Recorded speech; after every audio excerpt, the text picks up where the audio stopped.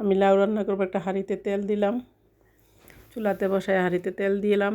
এখন দিব পেঁয়াজ, কাঁচামরিচ কয়েকটা আর পেঁয়াজ একটা, একটু নেড়ে চেড়ে আমি এখন দিয়ে দিব এই পেঁয়াজ বাটা 2 চামচ,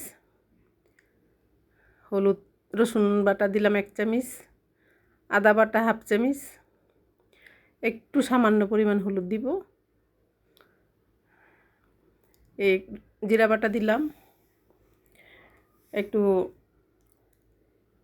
নুন দিলাম, দিয়ে আমি একটু নেড়ে চেড়ে একটু পানি দিব,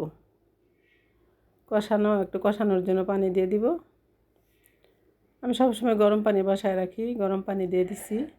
এই শোল মাছটা আমি আগেই কষাই নিয়েছি, যে শোল মাছ দিয়ে আমি লাউ রান্না করব।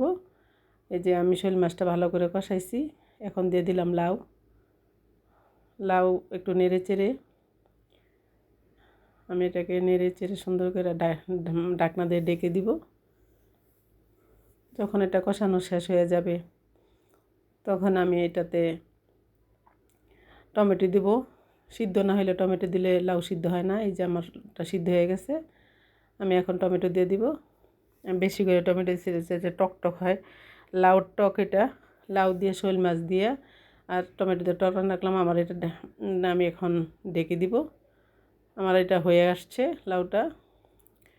আমি কিছুক্ষণের মধ্যেই এখানে ধনিয়া দিব, এই যে নেমে ধনিয়া দিব এখন।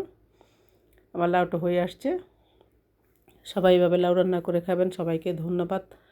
সবাই ভালো থাকবেন। সুন্দর করে লাউটা এত টেস্ট, আমি চিনি দিই না, যেহেতু আমার লাউটা এমনি মিষ্টি। লাউটা আমি একটু চেটে দেখেছি, অনেক স্বাদ। সবাইকে ধন্যবাদ।